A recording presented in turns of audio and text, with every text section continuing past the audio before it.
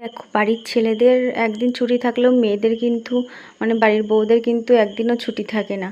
মানে রোজ সকালে বাসি কাজ করে মানে রবিবার সোমবার মানে কোনো দিনই ছুটি নেই। সমস্ত কাজ বাজ মানে সামলাতেই দেখো আমার সমস্ত বাসি কাজ হয়ে গেছে এবং ছেলেকে চাউমিন করে দিয়েছি। ও মানে চাউমিন খেয়ে গেছে আর স্কুলে পাঠিয়ে দিয়েছি টিফিনের জন্য। আর এদিকে কি রান্না হবে মানে সেটা জোগাড় করে নিয়েছিলাম। কচু শাক কাটলাম, কচু শাকটা ধুয়ে গুছিয়ে রাখলাম। আর কচু শাকটা খুব সুন্দর করে ধুয়ে গুছিয়ে রেখে আর কিছু জামাকাপড় ভিজিয়ে রেখে এদিকে দুটো নারকেল পাতা পড়েছিল সেগুলো মানে গুছিয়ে রাখলাম। ওগুলো এখন আর কাটবো না, পরে কাটবো। আর এদিকে মার ঘরটা মুছে নিচ্ছিলাম ভালো করে। মুছে নিয়ে এবার চান করব। চান করে চলে এসেছি। দেখো নারকেল পাতা রেখে দিয়েছি, সেই পাতায় বেঁধে হাঁটুন হলে পড়ে যাচ্ছিলো। কাপড়টা কিছুটা ছিঁড়েও গেছে। এদিকে কাপড় টাপড় মানে কাচাকুচু করেছিলাম যেগুলো, সেগুলো সব মেলে নিচ্ছি। মেলে নিয়ে এবার যাব ঠাকুর ঘরে, পুজোটা দিয়ে তারপরে রান্না করতে যাব। এদিকে ঠাকুর ঘরে গিয়ে সব গুছিয়ে নিচ্ছি।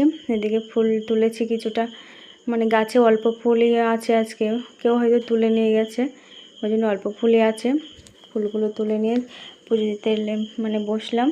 এবার পুজো দেওয়া হয়ে গেলে যাব মানে রান্নাঘরে। এদিকে ছেলেকে দিয়ে এসেছি স্কুলে, আবার নিয়ে আসার টাইমও হয়ে যাবে, আবার নিয়ে আসতে হবে। সেদিকে মাথায় চিন্তা আছে যে স্কুলের থেকে আবার নিয়ে আসতে যেতে হবে।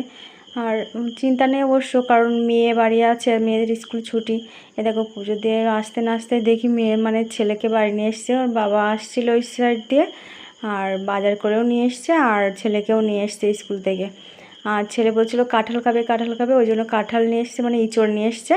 ইঁচড় রান্না হবে। আর ছোলা দিয়ে কচু শাক বসিয়ে দিয়েছি। আর আমি তো সকালবেলা কিছু খাইনি, চাউমিন করে দিয়েছিলাম ছেলেকে, সেই চাউমিন একটু খেলাম, খেয়ে রান্না করতে লেগে গেছি।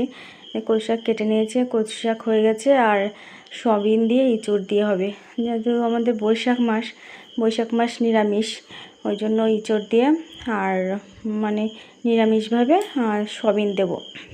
আর ইঁচড়টা কিন্তু ভাবিয়ে নিয়েছিলাম, একটু ভাবতে নিয়েছিলাম। তারপরে মশলা দিয়ে মানে দিয়ে দিয়েছি আদা, শুধু একটু আদা বাটা দিয়েছি, দিয়ে ভালো করে কষিয়ে ঢাকা দিয়েছিলাম। দেখো কত সুন্দর হয়ে গেছে। আর একটু মশলা বেটে মানে জিরে বাটা দিয়ে নিচ্ছি, আর একটু লবঙ্গ আর একটু এলাচ, একটু সেন্ট হয়, ভালো লাগে নিরামিষভাবে। সুন্দর করে এবার কষা হয়ে গেছে, জল দিয়ে দিলাম। কত সুন্দর কালার হয়েছে দেখো। আজকে মানে ইঁচড় তরকারিটা খেতেও খুব সুন্দর হয়েছিল নিরামিষভাবে, তাই কী হয়েছে খুব সুন্দর হয়েছিল ইঁচড় তরকারি। ইঁচড় হয়ে গেছে, লাভিয়ে দিলাম। লাভিয়ে দেখো কত সুন্দর হয়েছে। এবং কচু শাক ইঁচড় তরকারি খুব সুন্দর হলো।